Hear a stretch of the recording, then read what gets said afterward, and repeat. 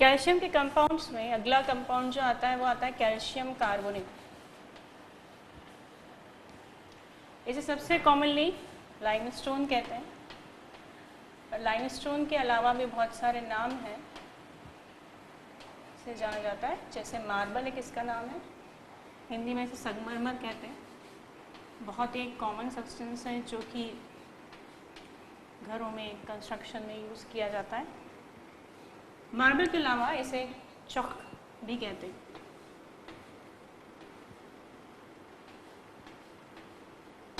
इसका जो chemical name है वो कैल्साइट है।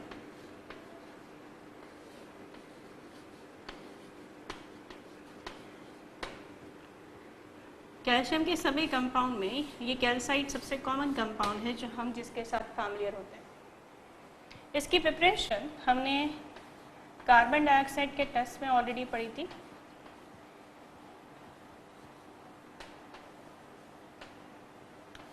जिससे हमने पढ़ा था जो लाइम वाटर होता है बेसिकली उसका कंपोजिशन होता है calcium hydroxide, the transparent one, और यदि वो सस्पेंशन हो तो हमने उसे मिल्क ऑफ मैग्नीशिया कहा था।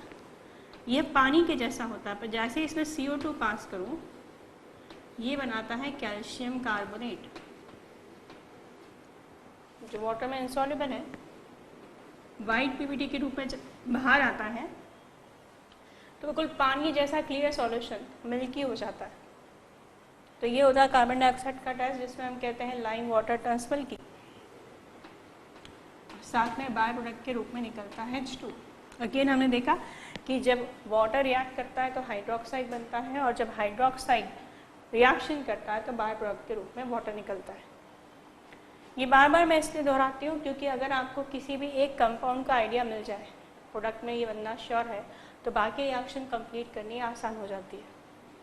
अगर मैं कैल्शियम का एक सॉल्ट लूँ, कैल्शियम क्लोराइड, ये बेस कैल्शियम हाइड्रोक्साइड और स्ट्रॉन्ग एसिड HCl से बना हुआ है, इसलिए से मैंने सॉल्ट कहा, और इसकी रिएक्शन एक वीक एसिड कार्बोनिक एसिड के सॉल्ट के साथ में किया जाए तो इस रिएक्शन में हमें मिलेगा CaCO3 as a product and NaCl as a by product. तो इस तरह से हमको दो तरीके हैं जिससे हम मेनली कैल्शियम कार्बोनेट बना सकते हैं। बेसिकली आप किसी भी कैल्शियम के सॉल्ट की रिएक्शन यदि कार्बोनेट्स के साथ में कराते हैं तो उस एग्जिस्टिंग एनायन को रिप्लेस करके कार्बोनेट अपनी जगह लेकर कैल्शियम कार्बोनेट बना सकता है। प्रिपरेशन के बाद फिजिकल प्रॉपर्टी की बात की जाए जिसके अंदर सॉल्युबिलिटी, थर्मल स्टेबिलिटी ये सब आते हैं, अपीयरेंस आता है। तो ये एक वाइट कलर का सॉलिड है, it is a white solid.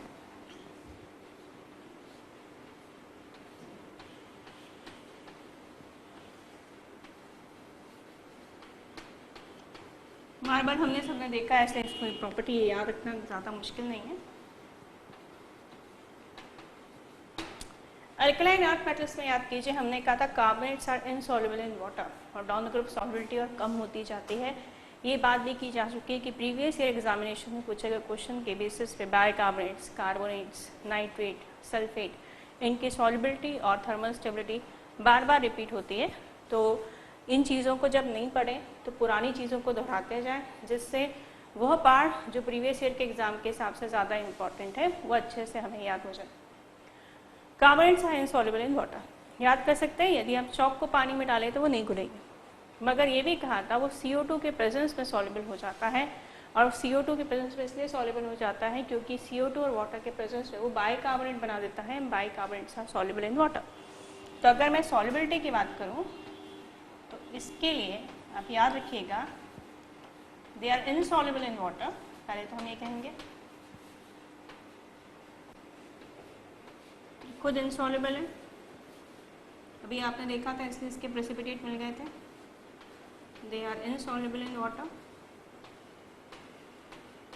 अगर आप नोटिस करें तो चीज़ें बार बार रिपीट हो रही हैं, और पहली बार यदि कॉन्सेंट्रेशन से चीज़ें पढ़ेंगे और रिपीटेशन होता रहेगा तो फिर आगे भूलने की कोई गुंजाइश नहीं रहेगी। They are insoluble in water, और ये बात पहले भी सोडियम के कॉन्टेक्स्ट में की जा चुकी है कि अगर बाइकार्बोनेट्स को गर्म करो तो कार्बोनेट्स बनता है, और कार्बोनेट्स को वाटर और CO2 से ट्रीट करो तो बाइकार्बोनेट बनता है। इस चीज़ को मैं आपको प्रीवियस ईयर में पढ़ी चीज़ से वापस कोरिलेट कर सकते हो। पहले हम स्टेटमेंट लिखे, they are soluble in presence of CO2।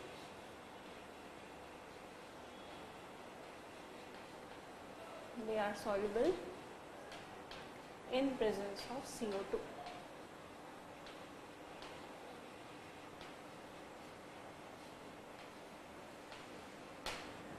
जब हम लोग कार्बन डाइऑक्साइड का टेस्ट पढ़ते हैं, जिसको हमने एज ए एप्लीकेशन यहाँ यूज़ किया, तो एक लिमिटेशन पढ़ते हैं कि एक्सेस CO2 नहीं होना चाहिए, क्योंकि जो टर्बिडिटी वो चली जाएगी, क्योंकि कैल्शियम कार्बोनेट कैल्शियम बाइकार्बोनेट पे चेंज हो जाएगा जो वाटर में सॉल्युबल है।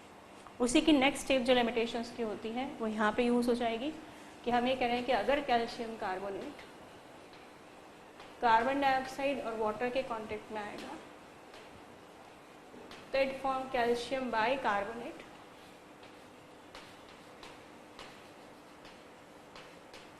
which is soluble in water। तो कार्बोनेट्स आर सॉल्युबल, ये प्रॉपर्टी इस पूरी फैमिली की है कि they are soluble in presence of CO2 because from carbonate they changes to bicarbonates. Thermal stability,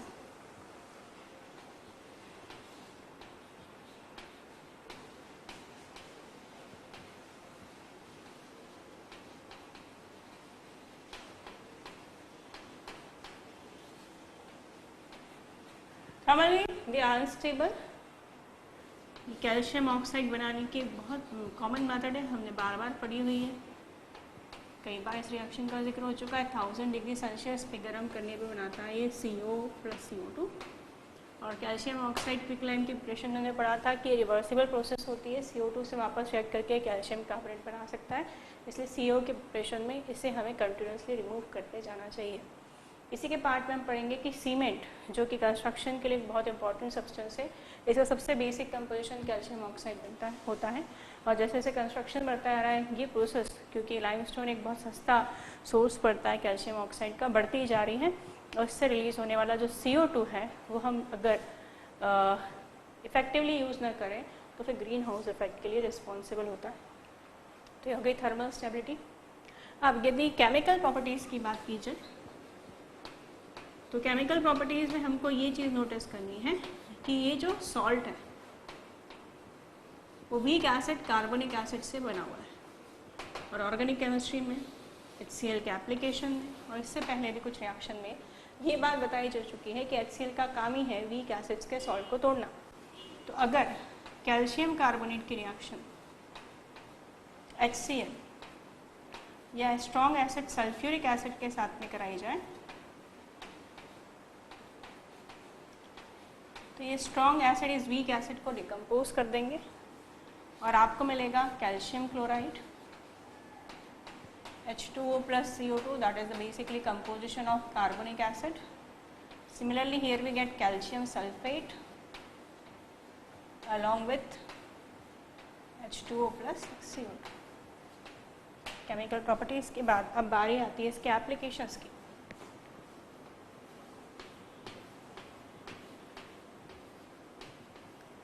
marble जो इसका कॉमन रूम, बेसिकली आप सोच सकते हैं वो कहाँ आएगा, बिल्डिंग कंस्ट्रक्शन, जो इंटीरियर डिज़ाइनिंग होती है अक्सर उसे मार्बल का उपयोग किया जाता है। तो in the building construction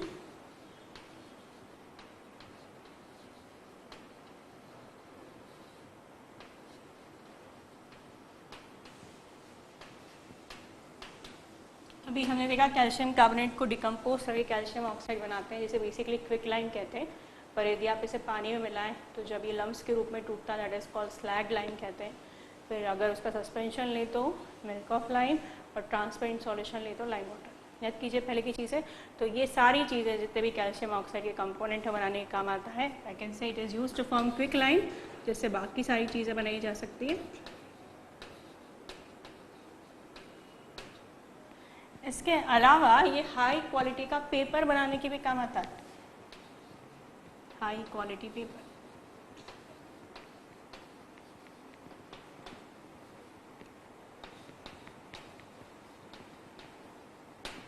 second application metallurgy से रिलेटेड है, जो मेटलर्जी में आप लोग पढ़ेंगे कि जो आयरन का एक्सट्रैक्शन होता है उसमें from formation of wrought iron और steel from the cast iron, हम जो फर्नेस होता है उसके अंदर डोलोमाइट की लेयर लगाते हैं और बेसिकली डोलोमाइट दो चीज़ों का मिक्सचर होता है, CaCO3.MgCO3 और यही कंपोजिशन जो है वो डोलोमाइट कहलाता है। और ये जो डोलोमाइट होता है इसका यूज़ होता है in the extraction of iron.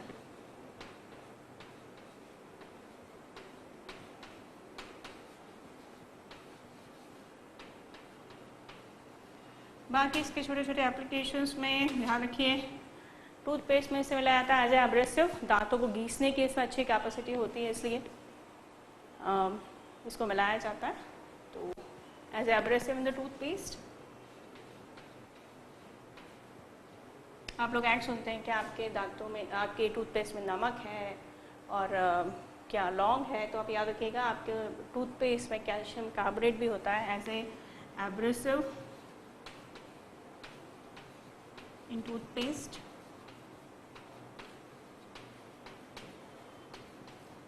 इसके अलावा कॉस्मेटिक्स में पाउडर्स पे इसे यूज़ किया जाता है। ये भी याद रख सकते हैं, ज़्यादा अगर आप पाउडर लगा दें ज़रूरत से ज़्यादा तो कहेंगे चूने जैसा सफ़ेद हो गया, क्योंकि उसमें चूना होता है, मतलब बेसिकली कैल्शियम कार्बोनेट होता है उसमें। च्युइंगम्स में ये होता है।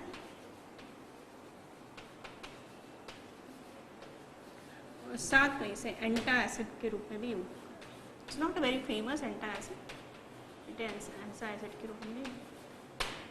It's all about the calcium carbonate, the most commonly taught compound of the calcium। हम कंपाउंड्स ऑफ कैल्शियम में अगला जो कंपाउंड लेने वाले हैं वो कंपाउंड है जिप्सम।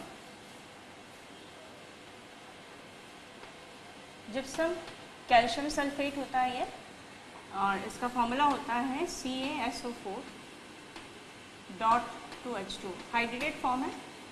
क्या ये जो कैल्शियम सल्फेट होता है वो दोनों फॉर्म में मिलता है, नेचर में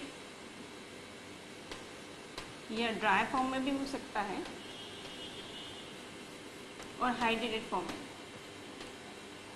इसका ड्राई फॉर्म है CaSO4 जो डिहाइड्रेटिंग एजेंट के रूप में काम आता है। अगला कंपाउंड जिप्सम, जिसके बारे में अभी हम पढ़ने वाले हैं, और एक और कंपाउंड जो हम आगे डिस्कस करेंगे वो है प्लास्टर ऑफ पेरिस, जो होता है CaSO4.2H2। तो हम जिप्सम के बारे में बात करते हैं, जो कमर्शियली वैल्यूएबल सब्सटेंस होता है, और ये जो है इसे अगर आप बनाना चाहें तो आप कोई भी एक कैल्शियम का कंपाउंड ले लें, जिसमें सबसे ज़्यादा कॉमनली यूज़ किया जाने वाला जो कंपाउंड है वो है कैल्शियम क्लोराइड। और इस कैल्शियम क्लोराइड की रिएक्शन, जैसे मुझे क्लोरीन को हटा के आपको दिख रहा है सल्फेट लगाना है, तो कोई भी एक सल्फेट का सोर्स ले सकती हूँ मैं यहाँ पर सल्फ्यूरिक एसिड यूज़ कर सकती हूँ, या फिर मैं सोडियम सल्फेट भी यूज़ कर सकती हूँ। दोनों में ही सल्फेट है, दोनों सल्फेट के सोर्स का काम करेंगे, और क्लोरीन रिप्लेस हो जाएगा सल्फेट के साथ, और हमें मिल जाएगा CaSO4 plus twice Cl, by product हो गया इस रिएक्शन का यहाँ पर, और यहाँ भी मिला CaSO4 प्लस NaC। ये इसका अनहाइड्रेटेड फॉर्म बना है, जो मॉइस्चर के कांटेक्ट में आके हाइड्रेटेड हो जाता है एंड चेंजेस टू जिप्सम। तो ये अगर मॉइस्चर का प्रेजेंस है तो मॉइस्चर के प्रेजेंस में ये बन जाएगा CaSO4.2H2। इसके प्रिपरेशन की बात की हमने, फॉर्मूले की बात की CaSO4.2H2। अब इसकी बारी आती है physical properties.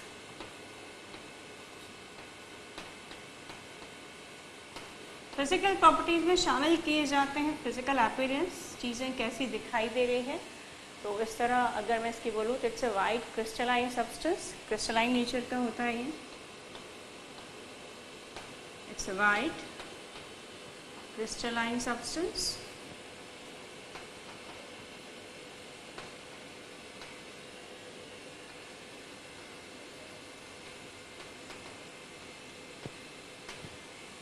Alkaline earth metals में सब्सटेंस की जब सॉल्युबिलिटी डिस्कस की थी तब बात की जा चुकी है कि जहाँ बेरिलियम सल्फेट और मैग्नीशियम सल्फेट हाईली सॉल्युबल होते हैं, कैल्शियम सल्फेट स्पैरिंगली सॉल्युबल होता है, तो it is sparingly soluble in water. बहुत कम घुलता है ये पानी में, it is sparingly soluble in water.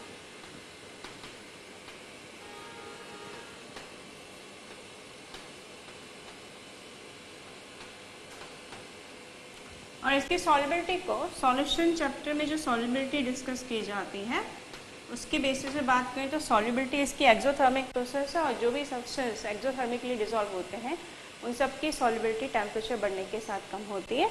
तो क्योंकि इसकी डिसोल्यूशन एक्सोथर्मिक प्रोसेस है तो हम कहेंगे with increase in temperature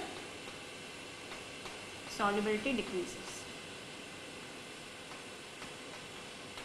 with increase in temperature solubility decreases. ध्यान रखिएगा कि ये इसका घुलना एक एक्सोथर्मिक प्रोसेस है, तो टेम्परेचर बढ़ने के साथ में इसकी जो सॉल्युबिलिटी है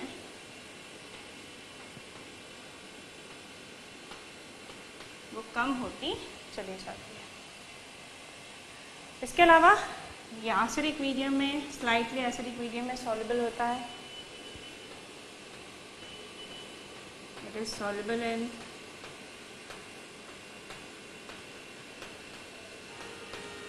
slightly acidic medium,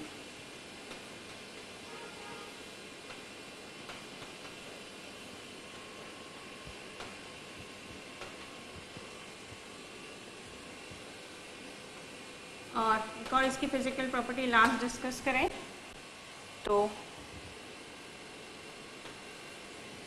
ammonium sulphate के साथ डबल सॉल्ट बनाता है। डबल सॉल्ट कोऑर्डिनेशन केमिस्ट्री में आप इनके बारे में पढ़ते हैं टाइम टाइम पे, मोहर सॉल्ट, कार्नराइट, एलम जैसे कॉमन डबल सॉल्ट्स आप लोग सुनते रहते हैं, तो वैसे ही इसमें भी प्रॉपर्टी है ये अमोनियम सल्फेट के साथ डबल सॉल्ट बनाता है, it form double salt.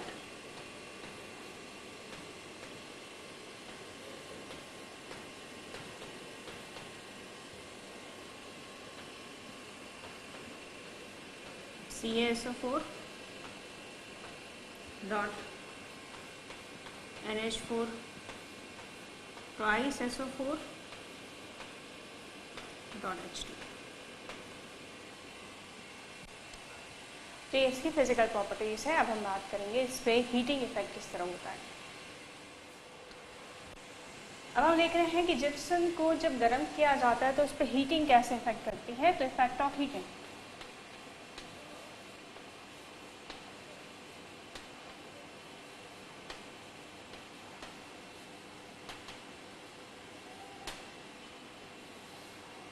Nature में जो जिप्सम मिलता है CaSO4.2H2 जिसका फॉर्मूला है, अगर हम इसके यूनिट सेल को देखें तो इसकी यूनिट सेल का शेप जो है वो मोनोक्लिनिक होता है।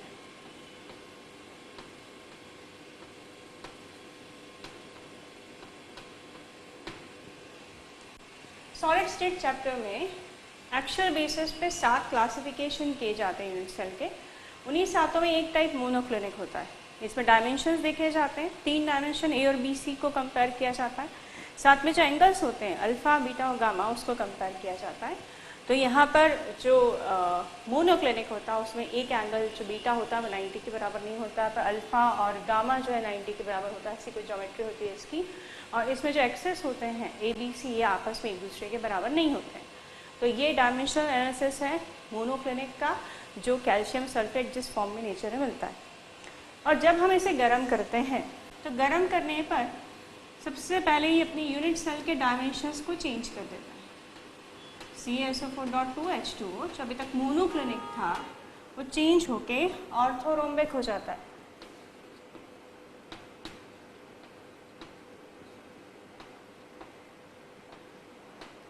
ऑर्थोरोम्बिक भी डायमेंशंस है और इस डायमेंशंस को कंपेयर किया जाता है मैचबॉक्स के साथ में, जिसमें ए बी और सी, अगर आप मैचबॉक्स इमेजिन करें तो ए बी और सी लेंथ, ब्रेथ और हाइट एक दूसरे के बराबर नहीं होती, क्योंकि अल्फा बीटा एंगल गामा जो है 90 के बराबर था। मतलब डायमेंशंस में कोई चेंज नहीं आया, पहले भी ए बी सी बराबर नहीं थे एक दूसरे के, अभी भी ए बी सी एक दूसरे के बराबर नहीं है, पर पहले जो बीटा 90 के बराबर नहीं था वो 90 के बराबर हो गया है। तो जब आप इसे गर्म करते हैं तो इनिशियल चेंज तो इसमें इस तरह आता है कि ये जो मोनोक्लिनिक डायमेंशंस थे वो चेंज होके ट्राइक्लिनिक डायमेंशंस पे चेंज हो जाते हैं। और जब हम इसे फर्दर गर्म करते हैं तो थोड़ा टेम्परेचर्स का हमें ध्यान रखना पड़ेगा, क्योंकि हम इसे बनाने वाले हैं प्लास्टर ऑफ पेरिस, और प्लास्टर ऑफ पेरिस बनाने के लिए जो टेम्परेचर है वो 120 डिग्री सेल्सियस ही होना चाहिए।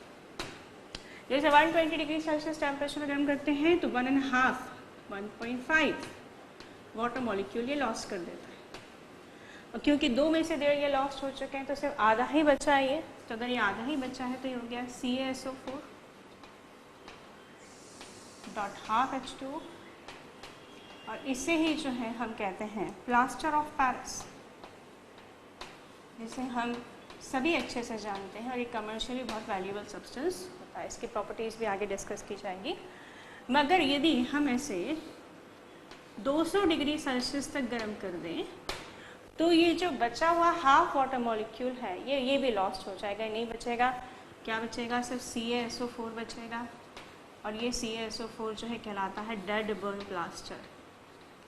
इसका नाम ये आपको बता रहा होता है कि जो भी प्रॉपर्टी आप एक प्लास्टर ऑफ पेरिस से एक्सपेक्ट करते हैं, जैसे बताएंगे हम, प्लास्टर ऑफ पेरिस एक पाउडर सब्सटेंस होता है, पानी मिलाने पर सबसे पहले ये पेस्ट के फॉर्म में कन्वर्ट हो जाता है, और इसमें खासियत होती है कि एक्सपांड होता है, इसलिए आप जिस भी मोल्ड में इसे रखते हैं, जिस भी सांचे में रखते हैं, उसका शेप ले लेता है, एकदम हार्ड हो जाता है।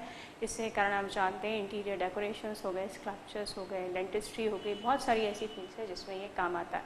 तो ये सारी प्रॉपर्टीज़ है वो लॉस्ट हो जाएगी, क्योंकि अगर ये हाफ वाटर मॉलिक्यूल नहीं बचेगा, इसलिए हमें टेम्परेचर का बहुत ध्यान रखना पड़ेगा। 120 डिग्री सेल्सियस, 120 डिग्री सेल्सियस पे तो प्लास्टर ऑफ पेरिस बनेगा, मगर 200 डिग्री सेल्सियस पे गर्म करने पे जो आधा वाटर मॉलिक्यूल है वो भी लॉस्ट हो जाएगा और ये काम नहीं करेगा। काम कैसे करता है? तो ये आप जब प्लास्टर ऑफ पेरिस से मैंने कहा पानी मिलाते हो, पेस्ट जैसा कन्वर्ट होता है, तो प्रोसेस रिवर्स में जाती है। मतलब वाटर मिलाने पर सबसे पहले ये जो POP है वो वापस जिप्सम के फॉर्म में चेंज होता है, और ये बनाता है जिप्सम जिसके डायमेंशंस हैं ऑर्थोरोम्बिक वाले, that A is not equals to B not equals to C and alpha beta gamma is equals to 90 degree angles. और जब हम वापस पानी के कांटेक्ट में ये बना रहता है जब, तो और पानी के कांटेक्ट में रहने पर ये फिर से मोनोक्लिनिक हो जाता है। alpha and gamma is equals to 90 degree, beta is not equals to 90 degree and A, B, C dimensions are not equals to each other। तो ये वापस जब जिप्सम के फॉर्म में कन्वर्ट होता है, यही वो हार्ड फॉर्म है जिसके ड्यूरेशन में एक्सपांड होता है। एक्सपांशन इसे रखे हुए मोल्ड के शेप में लाकर आपके डिज़ायर शेप को दे देती है। मगर जैसा मैंने कहा है तभी पॉसिबल है यदि आपने जिप्सम को 120 डिग्री सेल्सियस तक ही गर्म किया है। अगर हमने इसे 200 डिग्री सेल्सियस तक गर्म कर दिया और ये जो बचा हुआ वाटर मॉलिक्यूल है वो चला गया, उसे कहेंगे डेड बर्न प्लास्टर, और अब प्रोसेस नहीं होगी। फर्दर हीटिंग इसे यहाँ तक ले जाती है, आपको मिलता है कैल्शियम ऑक्साइड और SO3, और कई रिएक्शंस में आपने पढ़ा होगा कि SO3 स्टेबल नहीं होता है, it further decompose into SO2 plus half O2। तो इस तरह के ये चेंजेस हैं जो कि हमें गर्म करने के दौरान जिप्सम में दिखाई देते हैं। अब हम बात करते हैं केमिकल प्रॉपर्टीज और एप्लीकेशंस की जिप्सम की। केमिकल प्रॉपर्टीज़ पे जाते हैं। सबसे पहले ये रिएक्ट करके क्या क्या बनाता है। केमिकल प्रॉपर्टीज से पहली मेथड सिंपल रिडक्शन प्रोसेस है। इट्स लाइक ए स्मेल्टिंग जो मेटलर्जी में ऑपरेट की जाती है, जिसमें कोक मिलाया जाता है रिडक्शन के लिए। तो इसी तरह यदि मैं कैल्शियम सल्फेट में कोक मिला दूँ, ये कोक पूरा का पूरा ऑक्सीजन ले जाएगा, we get the calcium sulphide. अगर हमें कैल्शियम सल्फाइड बनाना है तो स्मेल्टिंग प्रोसेस की तरह हम इसमें कोक मिला सकते हैं। सेकेंड, हम इससे एक फर्टिलाइज़र अमोनियम सल्फेट बना सकते हैं, मतलब ये खुद सल्फेट का काम कर सकता है। किस तरह देखें, हमें कैल्शियम सल्फेट में क्या क्या बनाना पड़ेगा। सबसे पहले तो हमको अमोनिया बनाना पड़ेगा, तो form the ammonium ion, ammonium sulphate. साथ में जब सल्फेट जाएगा तो इसका आयन जो काउंटर पार्ट होगा कार्बोनेट होगा, उसके लिए CO2 मिलाएंगे और अमोनियम आयन बनाने के लिए वाटर मिलाएंगे। तो आप प्रोसेस देखिएगा क्या होगा। यहाँ पर सबसे पहले मैं फर्टिलाइजर बनाने की बात करें, ammonium sulphate, the formula is NH4 whole twice SO4, formula is NH4 whole twice, मतलब 4 हाइड्रोजन चाहिए तो इसका 3 है तो एक हाइड्रोजन इसको यहाँ से मिल गया, that become ammonium ion that is NH4 whole twice. और इसके बाद में ये जो सल्फेट का सोर्स काम करेगा जिप्सम, ये बन जाएगा अमोनियम सल्फेट। और यहाँ पे बचा है कैल्शियम और ये है CO2 और ये ऑक्सीजन बचा हुआ है, तो बाय प्रोडक्ट के रूप में मिल जाएगा हमको कैल्शियम कार्बोनेट। तो ये जो अमोनियम सल्फेट है फर्टिलाइजर्स होता है, पी ब्लॉक में आपको इसके बारे में पढ़ाया जाएगा। It's not a very good quality of fertiliser, क्योंकि इसका कंटिन्यूस यूज सॉइल को एसिडिक बना देता है, इसे हम लंबे समय तक यूज़ नहीं कर सकते। यूरिया और कैल्शियम साइनामाइड ऐसे फर्टिलाइजर्स हैं जो अच्छी क्वालिटी के फर्टिलाइजर में काउंट किए जाते हैं, मगर फिलहाल हम ये देख रहे थे कि जिप्सम से कैसे फर्टिलाइजर बनाया जा सकता है। यूजेस की बात करें तो यूजेस में जो मैंने एक लिखा वो शामिल कर देते हैं। It is use to form fertiliser,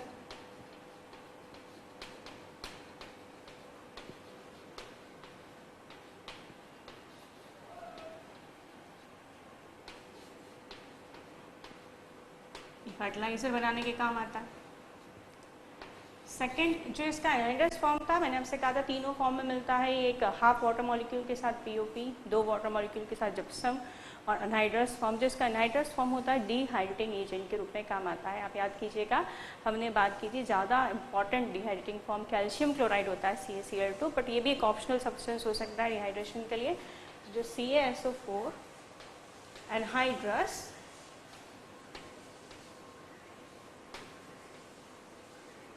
used as a dehydrating agent.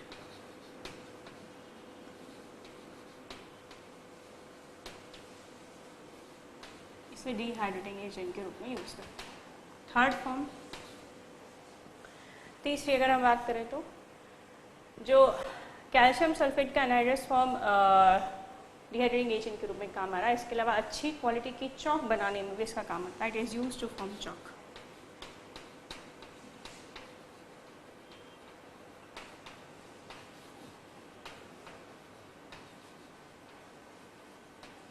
These are the applications of gypsum. चलिए हम बात करते हैं अब प्लास्टर ऑफ पेरिस की।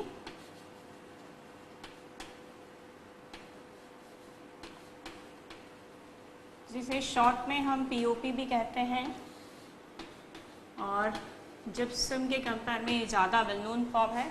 ये हाइड्रेटेड फॉर्म है कैल्शियम सल्फेट का, मगर इसमें आधा ही वाटर मॉलिक्यूल प्रेजेंट होता है। इससे बनाया जो है वो जिप्सम से ही जाता है। अभी हम बात कर चुके हैं, तो देखिएगा प्रिपरेशन इसकी इस तरह होती है। क्या मैं इसे कुछ अदर फॉर्म में लिख रही हूँ। ये है CaSO4.2H2O और मैं इसके 2 मोल ले रही हूँ। तो अगर इसका 1 मोल 1.5 लॉस करता है तो 2 मोल जो है 3 मोल लॉस करेगा। तो ये 4 मोल वाटर मॉलिक्यूल्स हो चुके हैं इसके पास में। तो टेम्परेचर का हमें विशेष ध्यान रखना है 120 डिग्री सेल्सियस। फिर से कह रही हूँ 120 डिग्री सेल्सियस इम्पॉर्टेंट टेम्परेचर। 200 तक नहीं पहुँचना चाहिए, नहीं तो POP नहीं बनेगा, और जो बनेगा उससे आप वापस हाइड्रेटेड फॉर्म में चेंज नहीं कर सकते। तो ओवरऑल आपके पास 4 वाटर मॉलिक्यूल्स हैं। 4 वाटर मॉलिक्यूल में से आपके 3 वाटर मॉलिक्यूल लॉस्ट हो जाएंगे, क्योंकि पिछली बार हमने 1 में से 1.5 वाटर मॉलिक्यूल हटाया था 1.5, तो 1.5 डबल कर दिया हमने, 3 हो गया। तो इस तरह हम पाएंगे कि 2 जो कैल्शियम सल्फेट हैं उनसे हाफ एंड हाफ मिलाकर 1 वाटर मॉलिक्यूल अटैच होगा, जिसे हमने नाम दिया है प्लास्टर ऑफ पेरिस। प्रॉपर्टीज़ की बात करें इसकी, अभी हमने डिस्कस किया था इसकी प्रॉपर्टीज़ को लेकर, वही पॉइंट्स अब हम दोबारा दोहरा रहे हैं कि ये एक वाइट पाउडर होता है। It is a white powder, it is a white powder.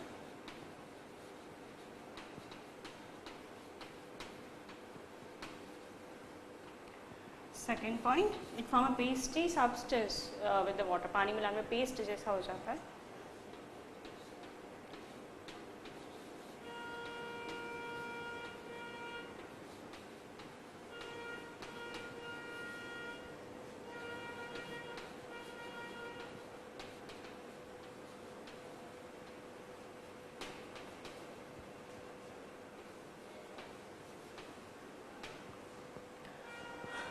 जब ये पेस्टी सब्सटेंस बनाता है या पानी के साथ कांटेक्ट में आता है, जैसे मैंने कहा था जस्ट रिवर्स प्रोसेस चलती है कुछ इस तरह की कि आपके पास प्लास्टर ऑफ पेरिस था CaSO4.12H2, इसमें जैसे ही पानी मिलता है ये अगेन कन्वर्ट होता है जिप्सम के उस फॉर्म में जिसका यूनिट सेल डायमेंशंस ऑर्थोरोम्बिक के थे। हम वापस बात करें, A is not equals to B not equals to C, लंबाई चौड़ाई ऊंचाई एक दूसरे के बराबर नहीं है। एंगल्स जो है तीनों अल्फा बीटा और गामा 90 के बराबर हो। मैंने कहा था आप ऐसे समझने के लिए मैच बॉक्स इमेजिन कर सकते हैं, उसके डायमेंशंस ऐसे ही होते हैं। तो ये अगेन बन जाएगा CaSO4.2H2। This is the orthorhombic shape.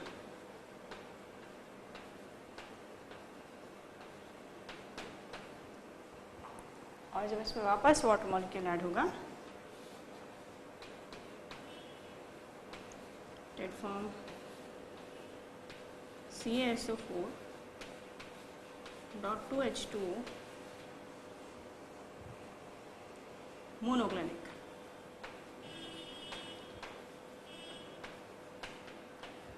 A is not equals to B not equals to C, but alpha and gamma equals to 90 degree, but beta is not equals to 90 degree। तो ये इसकी वो process है जिसमें water molecule का addition देखकर इस तरह के चेंजेस जो है वो देखे जाते हैं। और ये इस दौरान कहलाते हैं इस प्रोसेस को सेटिंग ऑफ प्लास्टर। इस स्टेप को सेटिंग ऑफ प्लास्टर कहते हैं।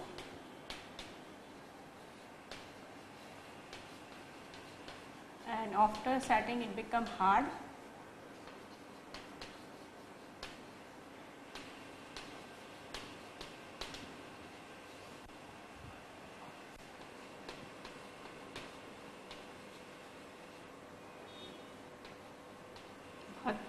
हार्ड हो जाता है ये और and expand during the setting।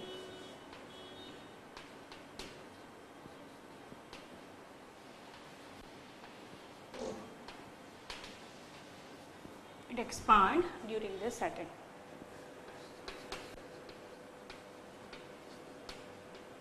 मैंने आप लोगों से कहा था इसकी इस एक्सपांशन प्रॉपर्टी के कारण ही कि अगर आप इसे किसी भी मोल्ड में रखते हैं तो ये फैलकर उस मोल्ड का शेप ले लेता है, जिसके कारण आप अलग अलग शेप, चाहे वो डेंटिस्ट्री में आपको देना हो, चाहे स्कल्पचर्स में देना है या आपको साइड वॉल्स के इंटीरियर करना है, तो आप इसको अपने अकॉर्डिंग मोल्ड्स में डालकर डिज़ाइंस दे सकते हैं। एग्जामिनेशन के हिसाब से ये भी इम्पॉर्टेंट ध्यान रखिएगा, setting is exothermic process. Setting is exothermic process. Energy release होती है इस प्रोसेस के दौरान।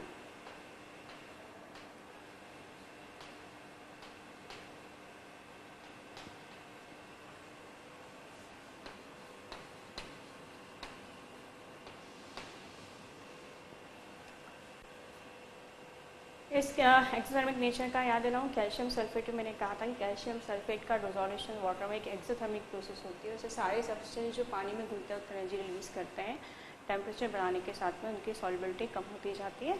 तो इसका भी जो सेटिंग है वो एक्सोथर्मिक होती है। अब कुछ इंपॉर्टेंट पॉइंट्स है जो आप याद रखिएगा, like setting time can decrease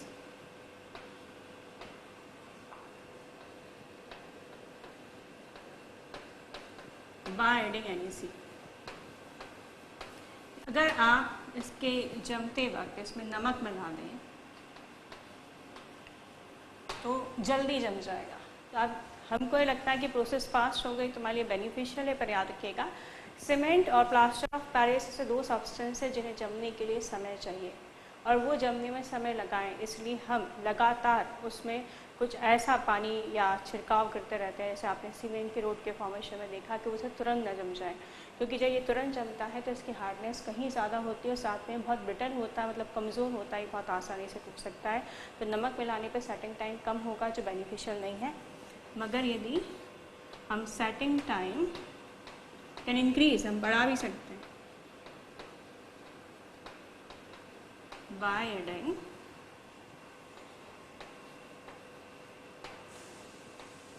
borax Na2B4O7, E block में हम इसके बारे में पढ़ेंगे, और एलम।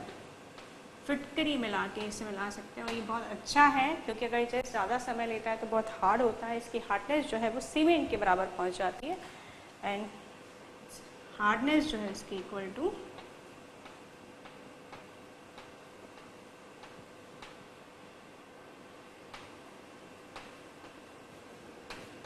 सीमेंट, इसकी हार्डनेस सीमेंट के बराबर पहुंच जाती है, कॉल्ड कीनी सीमेंट, इसे कीनी सीमेंट कहा जाता है।